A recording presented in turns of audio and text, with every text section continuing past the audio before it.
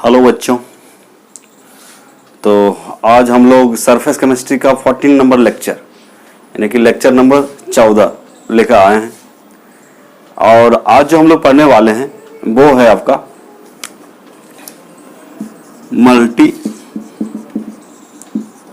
Molecular colloid. एक होता है आपका मैक्रो मोलेकुलर कोलॉइड और तीसरा बताएंगे आपको एसोसिएटेड कोलॉइड।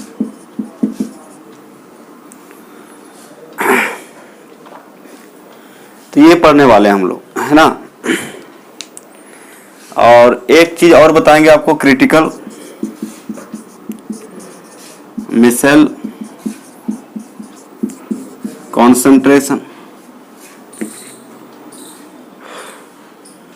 और एक बताएंगे आपको क्राफ्ट टेम्परेचर।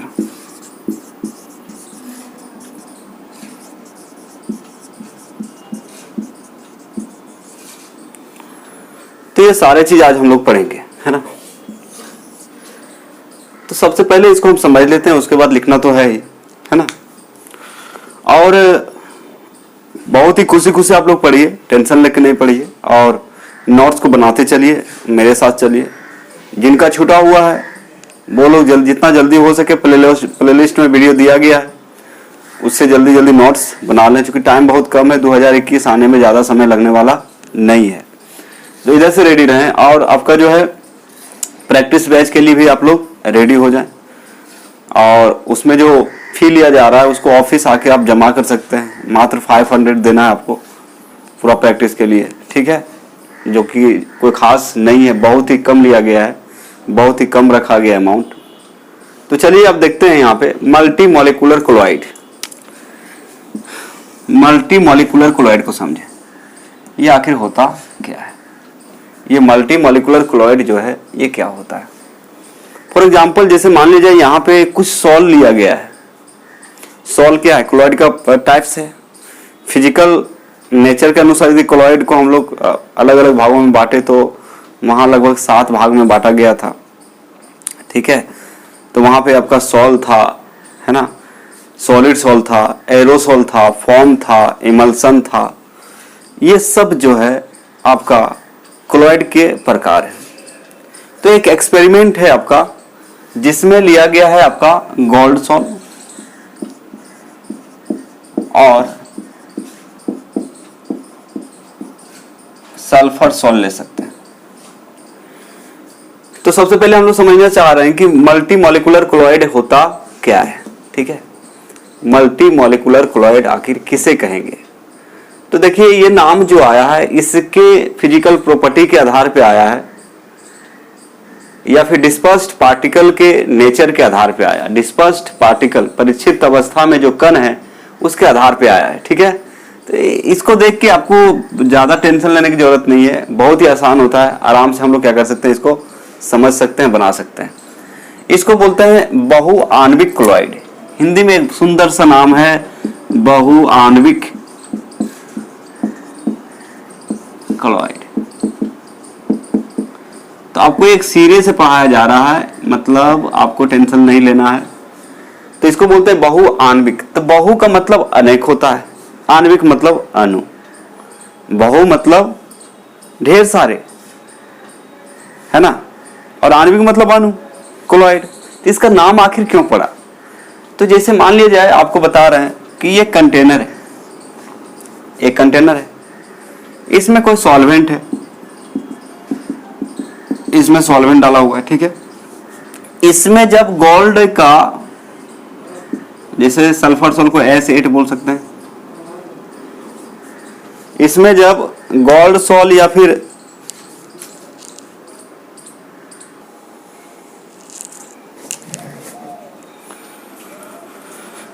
हाँ, तो आपको बता रहे थे आपका मॉलिक्यूलर मल्टी मॉलिक्यूलर कोलॉइड के बारे में, ठीक है।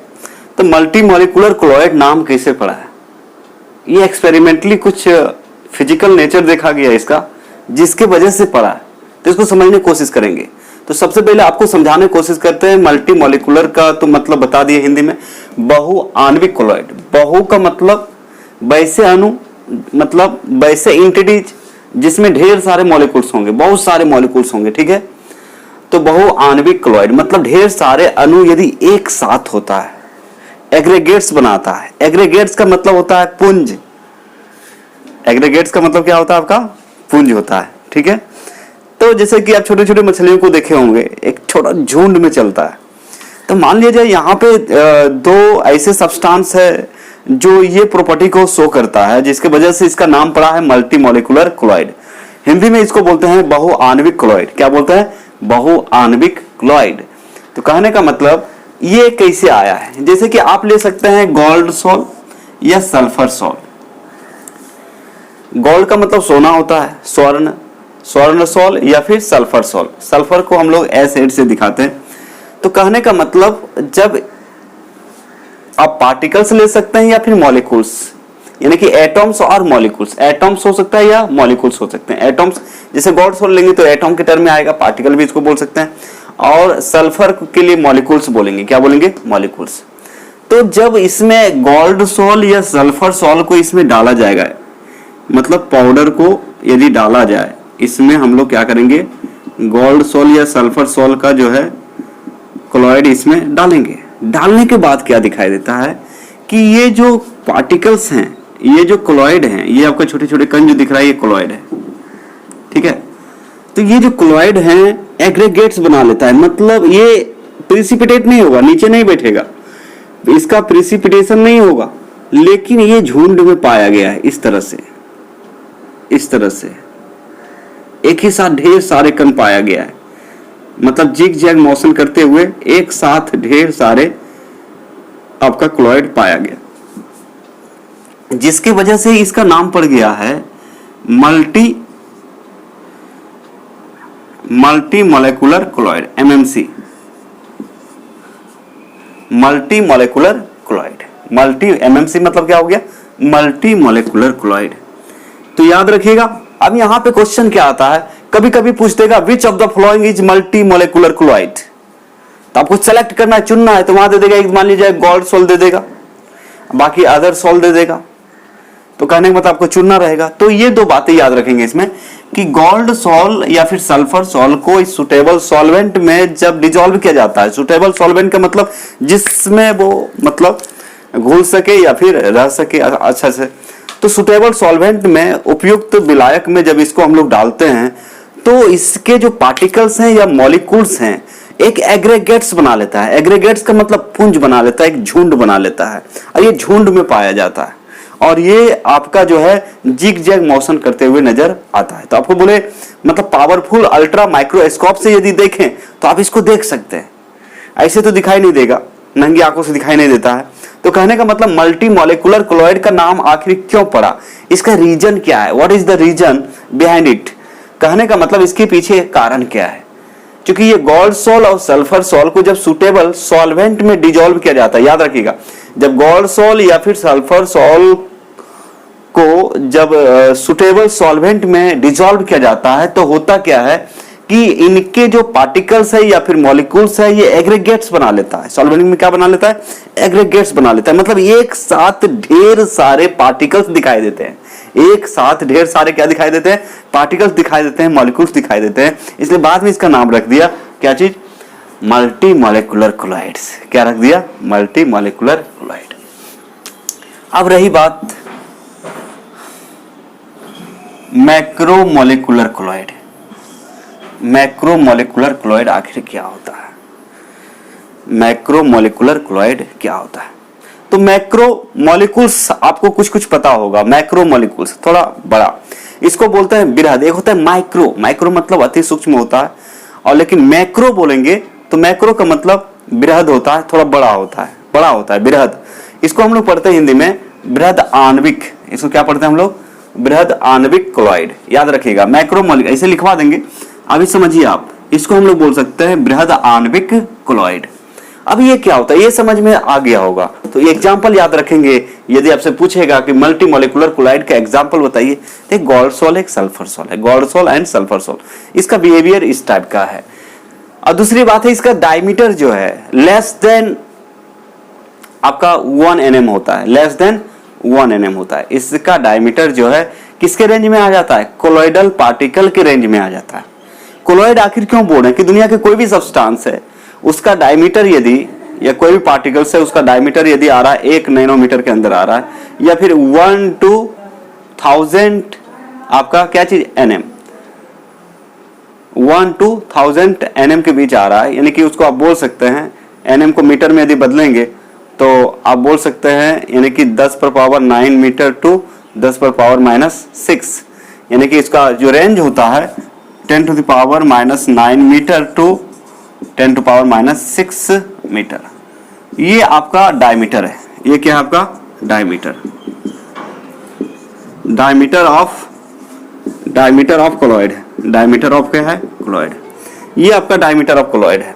तो इस रेंज में जो भी आ जाएगा, तो कहने का मतलब ये जो गोल्ड सोल है और सल्फर सोल है, इसका डायमीटर आपका 1 nm से भी कम होता है। 1 nm से कम मतलब इसके रेंज में आ गया ना, 10⁻⁻9 से 10⁻⁻6, तो इस रेंज में आ जाता है।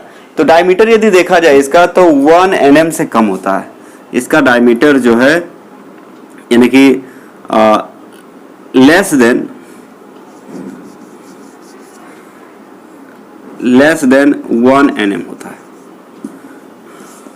Less than 1। इसका डायमीटर जो है, इसका d जो है लेस देन होता है आपका 1 nm, 1 nm से भी कम होता है। तो इसका साइज जो है कोलॉइडल रेंज में आ जाता है, इसलिए हम लोग इसको सबसे पहले कोलॉइड बोल दिए। और इस तरह के जो पुंज बनाता है, एग्रीगेट्स इसको बोलते हैं। क्या बोलते हैं इसको? एग्रीगेट्स।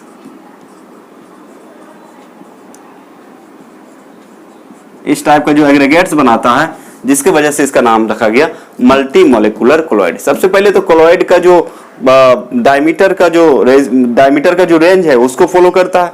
दूसरा में क्या है कि ये एग्रीगेट्स बनाता है, पुंज बनाता है, जिसके वजह से इसका नाम पड़ा मल्टी मॉलिक्यूलर कोलॉइड। दैट्स।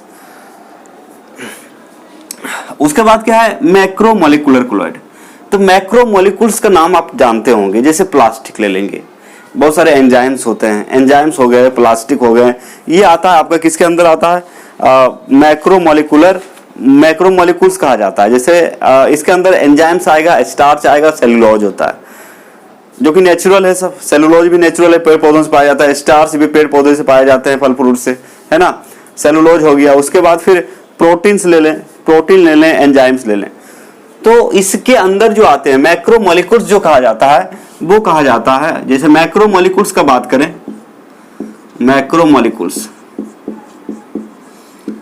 इसका एग्जाम्पल यदि लें तो आपका एंजाइम्स आ जाता है, जो कि नेचुरल है, नेचर में पाया गया है। एंजाइम्स हम लोग के बीच होता है, पेड़ पौधों में पाया जाता है, एंजाइम्स हो गया। प्रोटीन का नाम सुने हैं? प्रोटीन जैसे आपका दूध, अंडा, मांस, मछली में पाया जाता है भारी मात्रा में। और हमारा बॉडी का मसल्स जो है, हमारा बॉडी का जो मांस है, वो किससे बना हुआ? प्रोटीन से बना हुआ। किससे बना हुआ? प्रोटीन से। तो आपका ये प्रोटीन्स हो गया। तो एंजाइम्स, प्रोटीन ले सकते हैं। उसके बाद फिर आप सेलुलोज ले सकते हैं, ये पेड़ में पाया जाता है, पेड़ पौधों में। सेलुलोज ले लीजिए, है ना। और उसके बाद ये सारे जो चीज है, ये सारे चीज जो है आपका सबको हम लोग बोलते हैं macro molecular colloid. Chapter number 15 में इसको पढ़ना है हमें। Chapter number 15 second year class 12 के आपका 15 नंबर चैप्टर में एंजाइम्स पढ़ना है, प्रोटीन पढ़ना है, सेलुलोज पढ़ना है, ठीक है। तो सेलुलोज भी एंजाइम्स जो है, मतलब आप लिविंग थिंग्स में पाया जाता है, प्रोटीन भी लिविंग थिंग्स में पाया जाता है, सेलुलोज जो है लिविंग थिंग्स से प्राप्त होता है। तो ये नेचुरल है। ये क्या है आपका? नेचुरल।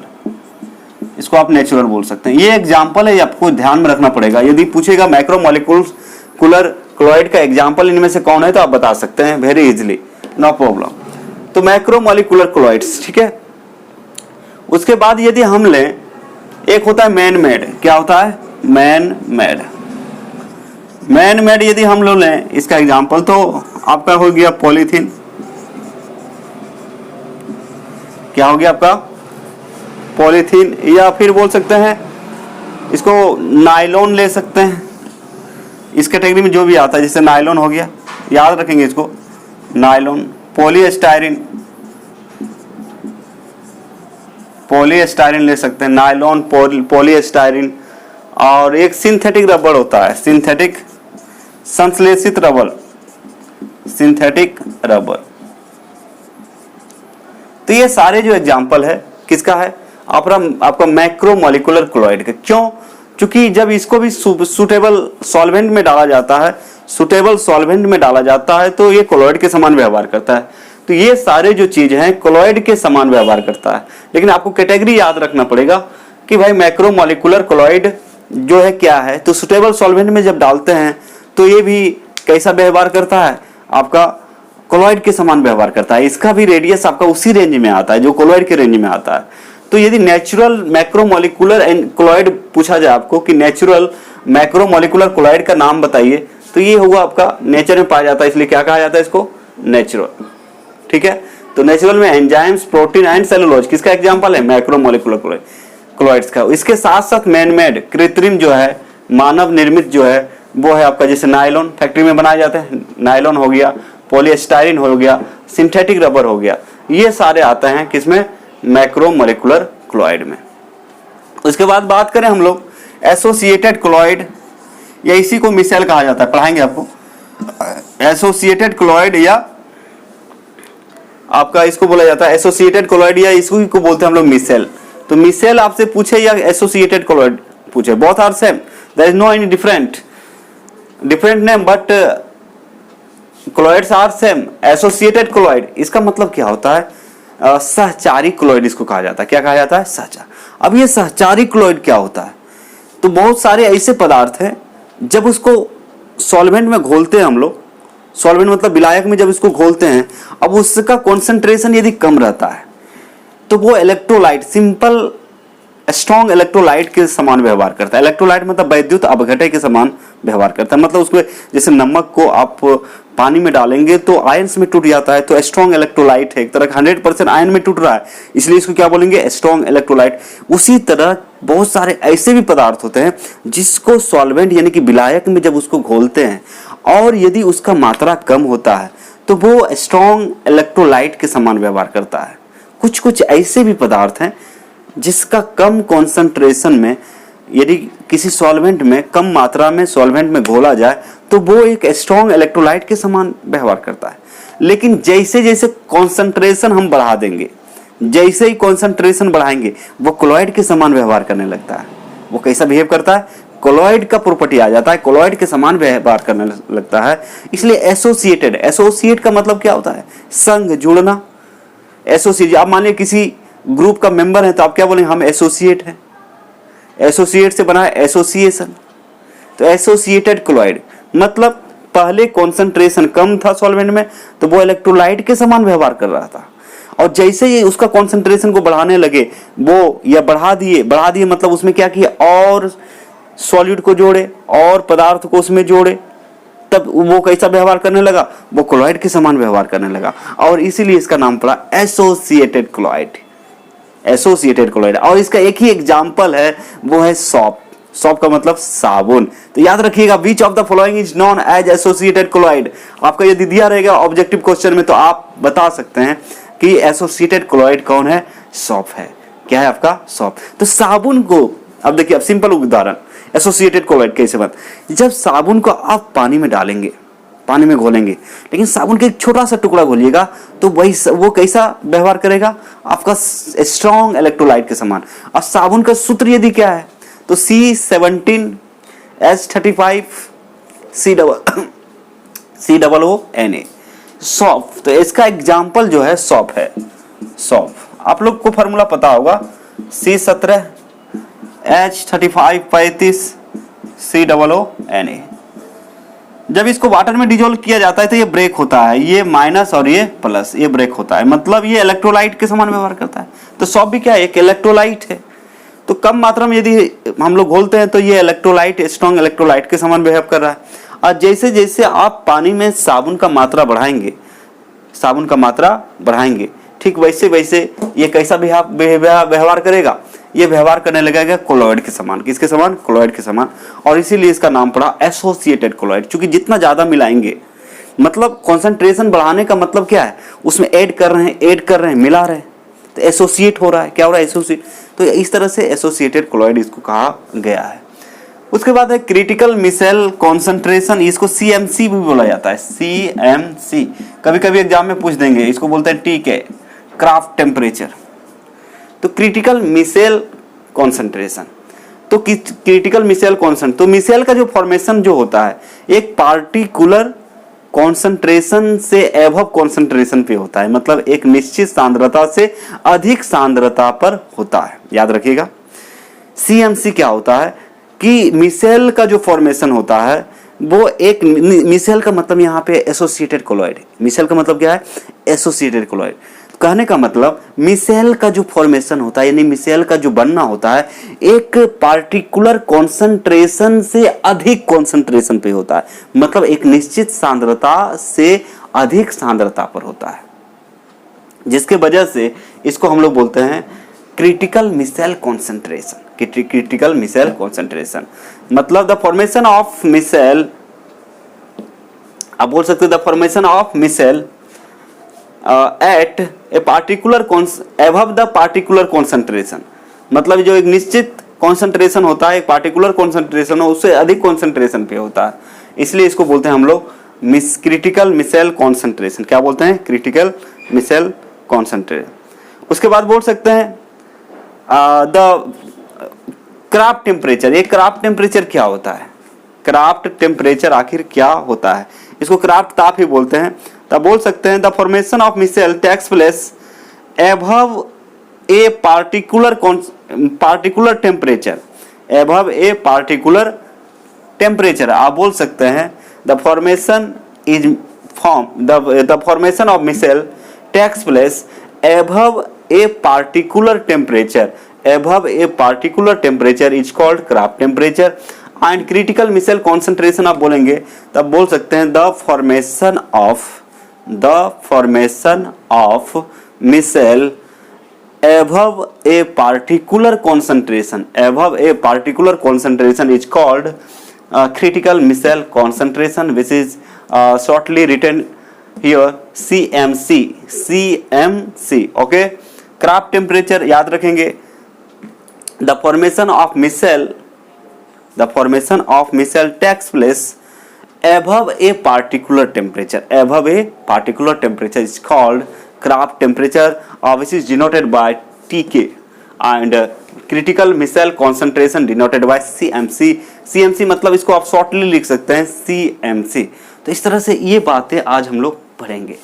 अब जो हमने समझाया यहाँ पे करते हैं, लिखवा देते हैं, तो आपका नोट्स भी बन जाएगा, बोर्ड में क्वेश्चंस भी आएंगे तो आप बना सकते हैं आराम से, नो प्रॉब्लम। ठीक है, तो अभी आराम से मतलब आप देखते रहिए वीडियो को और इसका स्क्रीनशॉट ले सकते हैं, शॉर्टली इसको बता दिया गया है और इसका स्क्रीनशॉट ले सकते हैं। आप उम्मीद करते हैं कुछ न कुछ समझ गए होंगे, फिर अभी लिखवा के हिंदी लिखवाएंगे तो आप फुल्ली समझ जाइएगा। तो एग्जाम में जैसे भी क्वेश्चन पूछे आप बता सकते हैं। और विशेषकर जो यहाँ पे ये क्वेश्चन आता है आपका CMC और TK क्या होता है, what do you mean bye CMC and TK, और इधर से ये तीन है आपका, इससे भी क्वेश्चन पूछ सकता है what do you mean by associated colloid या मैक्रोमोलिकुलर कोलॉइड और मल्टीमोलिकुलर कोलॉइड से। If you know the theory very well then you can give answer very easily, चाहे वो जैसा भी पूछे, जिस टाइप का भी क्वेश्चन हो, है ना। तो वेरियस टाइप का क्वेश्चन आपका बनाया जा सकता है यहाँ पे, लेकिन आप उसका आंसर भी आसानी से दे सकते हैं, मतलब यदि आप समझ चुके हैं, यदि आपको समझ में आ रहा है, you can give answer very easily. तो आप लोग समझने की कोशिश करें। तो इससे ऑब्जेक्टिव भी बन सकता है कि which of the following is multimolecular colloid, which of the following is macromolecular colloid, which of the following is associated colloid. तो आपको चुनने के लिए भी दे सकता है, ऑब्जेक्टिव भी बन सकता है, सब्जेक्टिव भी बन सकता है, बस आपको समझना चाहिए। तो चलिए हम लोग क्या करते हैं, स्टार्ट करते हैं। आप इसका जो है रफ का स्क्रीनशॉट ले सकते हैं।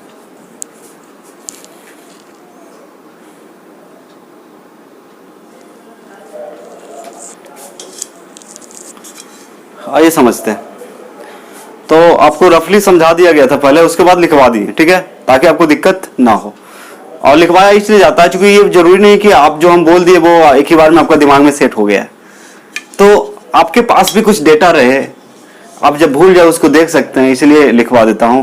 और ये दोनों लैंग्वेज में मेहनत कर रहा हूं, मतलब दोनों लैंग्वेज, चूंकि यहाँ जो है हमारे भारत में इंग्लिश मीडियम और हिंदी मीडियम चलता है, तो इंग्लिश मीडियम वाले इंग्लिश मीडियम को लिख लेंगे, हिंदी मीडियम वाले हिंदी मीडियम को लिख लेंगे, नो प्रॉब्लम, चलेगा। क्योंकि दोनों लैंग्वेज में पढ़ने वाले हैं, इसलिए दोनों को लेके चल रहे हैं, दोनों को लेके चल रहे हैं।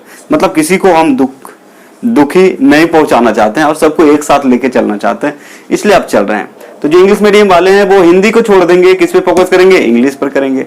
और जो हिंदी वाले हैं वो हिंदी पर फोकस करेंगे, इंग्लिश को गोली मारो। या इच्छुक है सीखने का तो आप सीख भी सकते हैं, यहाँ पे हिंदी में एक से एक वर्ड सीखने को आपको मिलेगा।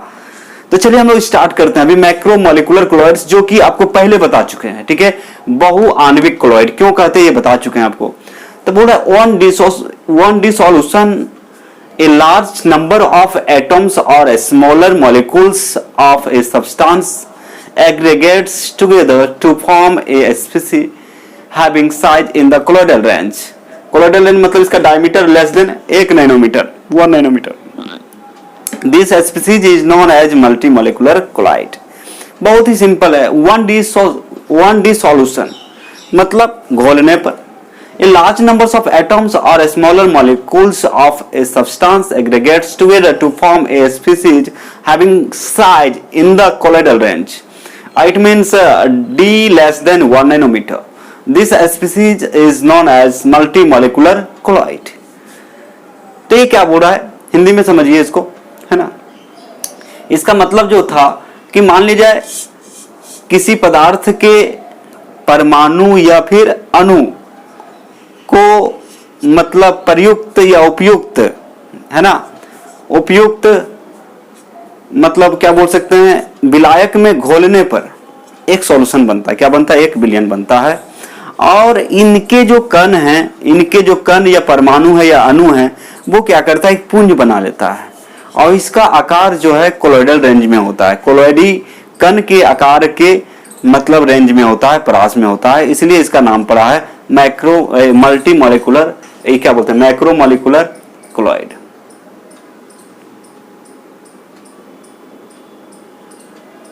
सॉरी, ये आपका यहां पे होगा मल्टीमोलिकुलर क्लोइड। ये क्या है आपका, इसका नाम है बच्चे मल्टी, एक ही चीज लिखा गया था तो याद रखिएगा, MULTI, मल्टीमोलिकुलर क्लोइड, ठीक है। ये आपका मल्टीमोलिकुलर क्लोइड, जिसको हम लोग बोलते हैं बहुआण्विक क्लोइड, ठीक है। तो वही बोल रहा है कि बहुत सारे ऐसे भी पदार्थ होते हैं जिसको एक सुटेबल सॉल्वेंट में घोला जाए तो वो सॉल्यूशन का निर्माण करता है, सॉल्यूशन बनाता है, और उसके अणु या कण जो है मतलब इस तरह से एकत्रित हो जाता है कि एक पुंज बना लेता है। एकत्रित मतलब जमा हो जाता है कि क्या बना लेता है, पुंज, जिसको एग्रीगेट्स बोल रहे हैं। एग्रीगेट्स का मतलब क्या है, पुंज बना लेता है। और इसलिए इस तरह के जो स्पीसीज है और जो ये सिस्टम है, उस सिस्टम को कहा जाता है आपका मल्टीमोलिकुलर क्लोइड, जिसको हम लोग बोलते हैं बहुआण्विक क्लोइड। क्या बोलते हैं इसको, बहुआण्विक क्लोइड। अब हिंदी में समझे, किसी पदार्थ को विलीनीकरण करने पर, विलीनीकरण मतलब घोलने पर, किसी पदार्थ को घोलने पर बहुत से परमाणु या लघु अणु एकत्रित होकर पुंज जैसी स्पीसीज बनाते हैं। मतलब किसी पदार्थ को विलीनीकरण करने पर बहुत से परमाणु या लघु अणु एकत्रित होकर मतलब जमा होकर पुंज जैसी स्पीसीज बनाते हैं, जिसका आकार क्लोइडी कण के आकार के बराबर होता है। अतः इस प्रकार के स्पीसीज को बहुआण्विक क्लोइड कहा जाता है। फॉर एग्जाम्पल गोल्ड सोल बोल सकते हैं, सल्फर सोल। तो गोल्ड सोल या सल्फर सोल को यदि हम वाटर में मिक्स करेंगे, मिलाएंगे, तो उसके कण जो है सबसे पहले एकत्रित हो जाता है, नीचे जमा नहीं होगा, मतलब डिस्पर्स्ड फेज में एकत्रित हो जाएगा। और एकत्रित होने के बाद एक पुंज बना लेता है, एग्रीगेट्स बना लेता है। और इस प्रकार के जो सिस्टम है जो बनाया है उसको हम लोग बोल रहे हैं मल्टीमोलिकुलर क्लोइड्स। सेकेंड है आपका मैक्रोमोलिकुलर क्लोइड्स, बृहद आणविक क्लोइड। मैक्रो मतलब बहुत बड़ा संख्या में, बृहद आणविक क्लोइड। तो बृहद आणविक क्लोइड के अंदर आता है आपका जैसे कुछ नेचुरल मतलब पदार्थ के एग्जाम्पल, जैसे स्टार्च है, सेलुलोज है, एंजाइम्स है, नेचर में पाया गया है। तो बोल रहा है macromolecules in suitable solvent, macromolecules in suitable solvent form solution in which the size of macromolecules may be in colloidal range and hence the system is known as macromolecular colloid. तो यहां भी वही बात बोल रहा है कि मैक्रोमोलिक्यूल्स आपको याद रखना है कि मैक्रोमोलिक्यूल्स के अंदर आता है स्टार्च है, एंजाइम्स है, प्रोटीन है, और मेन मेड जो है नायलॉन, पॉलीस्टाइरीन और सिंथेटिक रबर, इसको बोलते हैं मैक्रोमोलिक्यूल्स। ठीक है, तो कुछ कुछ ऐसे भी मैक्रोमोलिक्यूल्स हैं जिसको सुटेबल सॉल्वेंट में डिजोल्व करने पर, घोलने पर विलयन बनाता है। सुटेबल सॉल्वेंट में इसको हम डिजोल्व करें तो क्या बनाता है, सॉल्यूशन का फॉर्म करता है। और ये सॉल्यूशन में देखा जाए जो मैक्रोमोलिक्यूल्स का जो साइज है, मैक्रोमोलिक्यूल्स का जो साइज है वो कोलॉइडल रेंज में होता है, मतलब कोलॉइडी आकार के बराबर होता है, लगभग कोलॉइड के आकार में आ जाता है, और जिसके कारण इस निकाय को हम लोग क्या बोलते हैं, आपका मैक्रोमोलिकुलर कोलॉइड। क्या बोलेंगे, मैक्रोमोलिकुलर कोलॉइड। तो एक बार और पढ़ लें, macromolecules in suitable solvent form solution in which the size of macromolecules may be in colloidal range and hence the system is known as macromolecular colloid। Hindi में इसको पढ़ें तो बृहद अणुओं को उचित विलायकों में, सुटेबल सॉल्वेंट का मतलब उचित विलायक में, बृहद अणुओं को उचित विलायकों में ऐसे विलायकों में ऐसे विलयन बनाते हैं जिनमें बृहद अणुओं के आकार कोलॉइडी सीमा में होता है, अतः ऐसे निकाय को बृहद आणविक कोलॉइड कहते हैं। तो आप याद रखिएगा, बृहद अणुओं को उचित विलायकों में, बृहद अणुओं को उचित विलायकों में, बृहद अणुओं या बोल सकते हैं बृहद अणु उचित विलायकों में, बृहद अणु, इसको आप ऐसे भी बोल सकते हैं, अच्छा नहीं लग रहा है थोड़ा सा, तो बृहद अणु बोलेंगे बच्चे, बृहद अणु उचित विलायकों में ऐसे विलयन बनाते हैं, बृहद अणु उचित विलायकों में ऐसे विलयन बनाते हैं जिनमें बृहद अणुओं के आकार कोलॉइडी सीमा में होता है, अतः ऐसे निकाय को बृहद आणविक कोलॉइड कहते हैं। और ये जो मैक्रोमोलिक्यूल्स जो हैं उसका नाम याद रखना है, स्टार्च हो गया, इस तरह की घटना घटता है, starch, cellulose and enzymes. Main में देखा जाए nylon, polystyrene and synthetic rubber. अभी इसको याद रखना है, आपको ऑब्जेक्टिव में हेल्प करेगा कि which of the following is macromolecular colloid. तो आप इजीली बता सकते हैं, नो प्रॉब्लम, ज्यादा कुछ नहीं है। नेचर में जो पाया गया है वो है स्टार, सेलुलोज और आपका एंजाइम्स है, स्टार, सेलुलोज और क्या है आपका एंजाइम्स, स्टार, सेलुलोज, एंजाइम्स। और एक चीज और बोल सकते हैं इसमें, इसके साथ साथ और बोल सकते हैं प्रोटीन्स भी आते हैं। क्या आते हैं, यहां लिख दे रहा हूं, and protein, and protein, protein भी इसका उदाहरण है, याद रखिएगा प्रोटीन। तो इसमें जो आएगा स्टार, सेलुलोज, एंजाइम्स, फिर से लिख देते हैं, एंजाइम, सेलुलोज, प्रोटीन और लास्ट में एंजाइम लिखेंगे। स्टार्च हो गया, उसके बाद आता आपका सेलुलोज, सेलुलोज हो गया, प्रोटीन आता है इसी के अंदर, एंड एंजाइम्स, एंजाइमेटिक रिएक्शन देखे थे, एंजाइम्स। वो किसके अंदर आता है, मैक्रोमोलिक्यूल्स। इसको क्या कहा जाता है, ये जो स्पीसीज है, ये जो पदार्थ हैं, इनको हम लोग बोलते हैं मैक्रोमोलिक्यूल्स। मैक्रोमोलिक्यूल्स के अंदर ये भी आता है। तो इन सभी चीजों को, जैसे एंजाइम्स है, एंजाइम्स को पानी में यदि घोलेंगे, एंजाइम्स को क्या बने घोलेंगे, पानी में घोलेंगे, तो सबसे पहले वो कोलॉइड के समान व्यवहार करता है और उसका आकार जो है कोलॉइड के रेंज में आ जाता है, कोलॉइड के आकार के समान इसका भी आकार हो जाता है। तो इसको हम लोग बोलते हैं क्या चीज, मैक्रोमोलिकुलर कोलॉइड। तो इसको याद रखेंगे, बहुत ही सिंपल है। और आपको क्या करेंगे, इसको याद रखेंगे। दो चीज और पढ़ाने जा रहे हैं, एक एसोसिएटेड कोलॉइड और एक आपका है CMC एंड TK, मतलब क्रिटिकल मिसाइल कॉन्सेंट्रेशन और क्राफ्ट टेम्परेचर अभी आपको बताने जा रहे हैं। फिलहाल आप क्या करें, जल्दी से इसका स्क्रीनशॉट ले लें।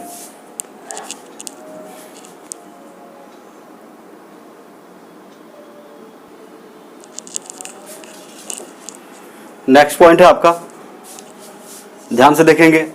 पहला देखे हम लोग मल्टीमोलिकुलर कोलॉइड, दूसरा देखे आपका मैक्रोमोलिकुलर कोलॉइड, दोनों का एग्जांपल देखे। अब लास्ट है आपका एसोसिएटेड कोलॉइड। क्या है, एसोसिएटेड कोलॉइड। और एसोसिएटेड कोलॉइड के अंदर ही हमें देखना है मतलब उसको हम लोग बोलते हैं,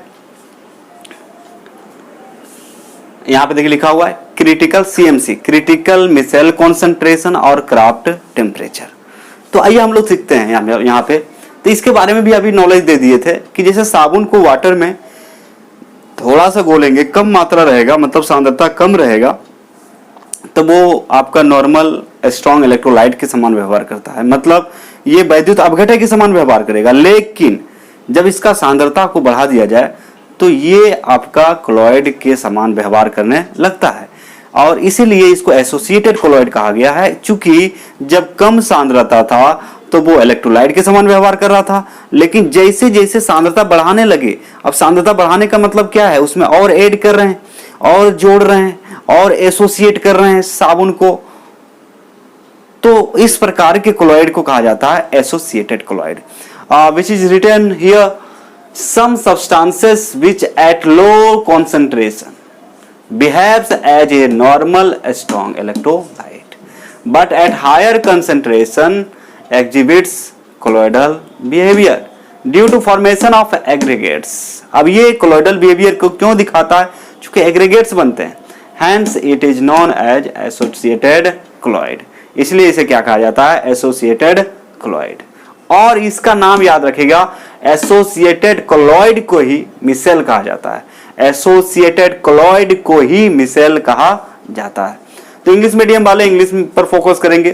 तो सब substances which at low concentration behaves as normal strong electrolyte but at higher concentration exhibits colloidal behavior due to the formation of aggregates and hence it is known as associated colloid and example is soap, soap का मतलब साबुन, साबुन C17H35 और COONA ये साबुन का सूत्र होता है।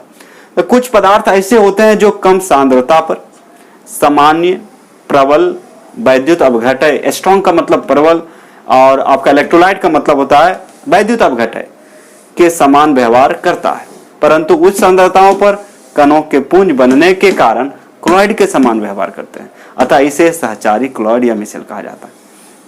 तो सिंपल भाषा में, अपने भाषा में भी आप लिख सकते हैं, नो प्रॉब्लम।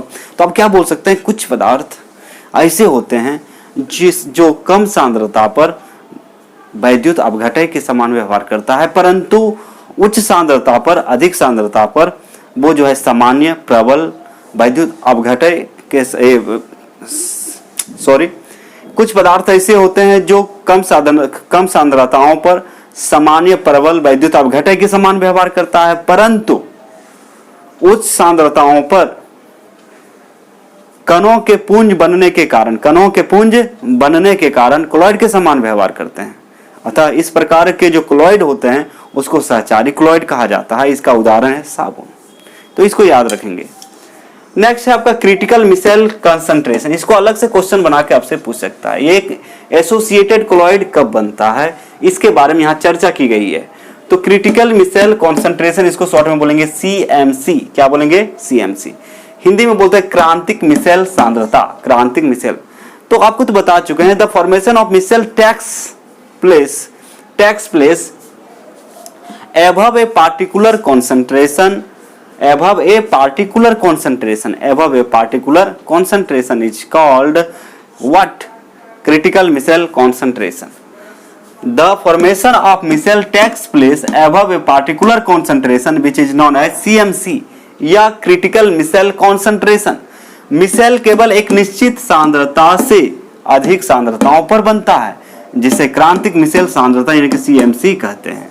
फिर एक आता है क्राफ्ट टेम्परेचर, इसको टीके से डिनोट करते हैं, इसको CMC से, इसको टीके से, मतलब Krafft, K for Krafft, T for temperature. इसको हिंदी में भी क्राफ्ट टेम्परेचर ही लिखते हैं। The formation of micelle takes place only above a particular temperature is known as Krafft temperature.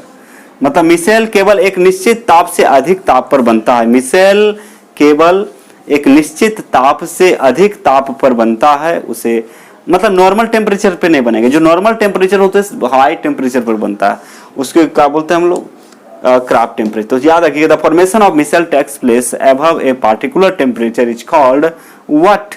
Craft temperature.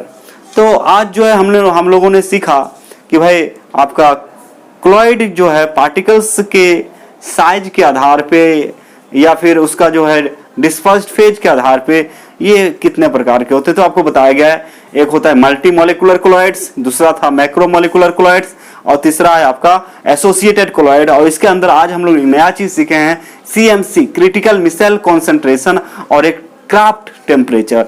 और ये क्वेश्चन आपसे पूछे जा सकते हैं कि what we mean by critical micelle concentration, it mean CMC, और TK मतलब क्राफ्ट टेम्परेचर क्या है आप बताइए। तो आप बता सकते हैं कि the formation of micelle takes place above a particular concentration is called critical missile concentration and above a particular temperature is called Kraft temperature. That's all. तो इस तरह से आप बता सकते हैं 9 प्रॉब्लम। और यहाँ से आप यदि सब्जेक्टिव पूछता है तो सब्जेक्टिव भी लिख सकते हैं, हिंदी मीडियम वाले भी लिख सकते हैं, अंग्रेजी मीडियम वाला भी लिख सकते हैं, क्योंकि जो बोर्ड का जो क्वेश्चंस होते हैं वो दोनों मीडियम में होते हैं। और यहाँ बच्चा पे डिपेंड करता है आप किस में लिखना चाहते हैं। तो इस तरह से हम लोग सीरियल वाइज एकदम प्योर खाटी सीरियल वाइज एनसीईआरटी को पढ़ाया जा रहा है। और आपका जो बोर्ड का जो क्वेश्चन बनते हैं वो एनसीईआरटी से ही बनते हैं, मतलब आपका डायरेक्शन सही है, आपका पॉइंट्स ऑफ व्यू, आपका डायरेक्शन, आपका टारगेट पूरा ही सही 100% सही डायरेक्शन में चल रहा है। बस आपको जो है मेरे साथ चलने की जरूरत है, पूरा साहस के साथ, हिम्मत के साथ और पूरी एनर्जी के साथ, तब जाके हम लोग क्या कर सकते हैं। आप जो है 2021 के एग्जाम में जबरदस्त परफॉर्मेंस करने वाले हैं। बस आप रेडी हो जाएं मेरे साथ और तैयार रहें, और दिन रात करके जब भी टाइम मिले आपको वीडियो को देखें, पूरा देखें, नोट्स को बनाएं और उसके बाद उसको याद करने की कोशिश करें, मन में बोलें। जैसे सोने से पहले जितना क्वेश्चन आप याद किए उसको एक बार रिवाइज करें, अच्छा ये पढ़े थे, ये पढ़े थे, ये पढ़े थे। आप चल भी रहे हैं उस समय भी आपके अंदर क्वेश्चन चलते रहना चाहिए, अच्छा ये था, ऐसे था, वैसे था। मान लीजिए कहीं अटक रहे हैं तो घर जाके कॉपी देख सकते हैं। मतलब आपके दिमाग में कभी फिजिक्स, कभी केमिस्ट्री, कभी मैथमेटिक्स, जो भी हो, हिंदी इंग्लिश, जो भी आपका सब्जेक्ट है सब चलना चाहिए। दूसरी बात है सोने से पहले एक बार रिवाइज करना बहुत ही जरूरी होता है। एक रूटीन बना लें, मतलब अलग करने के लिए आपको कुछ अलग करना ही पड़ेगा, थोड़ा कष्ट होगा लेकिन बाद में यही कष्ट मतलब जो है आपका सुख में बदल जाएगा, आप में खुशी आएगी और आगे की तैयारी करने में मतलब और प्रोत्साहन मिलेगा आपको। जैसे मान लीजिए आप परफॉर्मेंस आपका 12th के एग्जाम में बहुत अच्छा होता है, जबरदस्त होता है, तो आगे की तैयारी करने के लिए आपके पेरेंट्स भी और आप भी उत्सुक होंगे, अग्रसर होंगे और रेडी रहेंगे। तो कहने का मतलब अभी जो है गोल्डन टाइम है आपके लिए, गोल्डन अपॉर्चुनिटी है, और इस गोल्डन अपॉर्चुनिटी को आपको खोना नहीं है, जम के पकड़ना है और वहां तक पहुंचना है।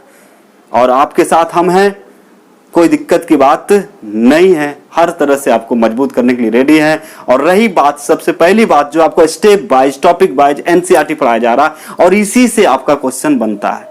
तो आप सोच लीजिए कितना इंपॉर्टेंट लेक्चर चल रहा है आपके लिए। बस जब तक आप इंपॉर्टेंस नहीं देंगे, जब तक आप डरेंगे नहीं, बहुत बच्चे होते जो होगा देखा जाएगा, तो क्या देखोगे, ये बहुत गलत कॉन्सेप्ट, जो होगा देखा जाएगा, ये लूजर की निशानी है।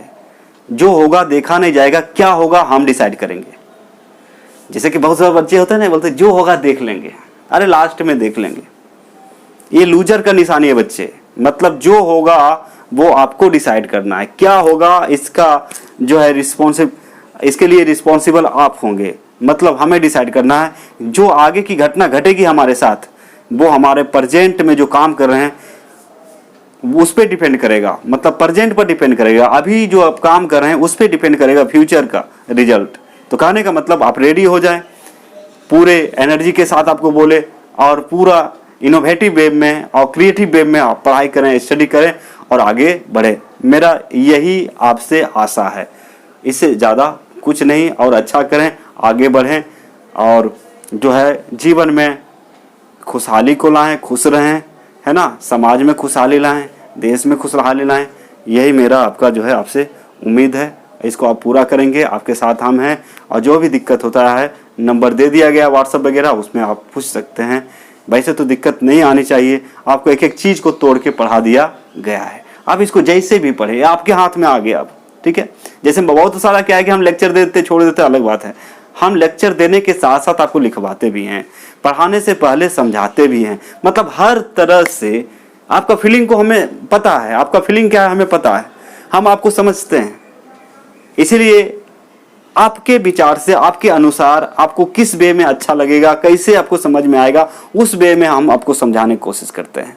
लेकिन यहाँ पे है, आपसे रिक्वेस्ट है, आप इसको हल्का में ना लें, इससे डरें का मतलब आपको मतलब टेंशन होना चाहिए कि नहीं हमें समझना है, पढ़ना है, ऐसे वैसे कुछ भी। एग्जाम से यदि डरना छोड़ देंगे तो पढ़ना भी छोड़ देंगे। जैसे बोलते हैं ना, नो स्टडी नो टेंशन। यदि स्टडी नहीं करेंगे तो टेंशन नहीं होगा, स्टडी करेंगे तो आपको टेंशन होगा ही। तो टेंशन होना भी चाहिए, तभी आप पढ़ेंगे। एक कैलकुलेशन होनी चाहिए, कितने सारे चैप्टर पढ़ा दिया गया, अब कितना हमारे पास है और कितना नहीं है। और जो बोलेंगे जो होगा देखा जाएगा, मतलब आप किसी और पे छोड़ रहे हैं, आप जो है अपने लक पर छोड़ रहे हैं या फिर भगवान भरोसे पर छोड़ रहे हैं। तो ऐसा कुछ नहीं होता है, किसी भरोसा करने की ज़रूरत नहीं है, खुद पे भरोसा करना है और क्या होगा वो आप डिसाइड करेंगे, कोई और डिसाइड नहीं करेगा।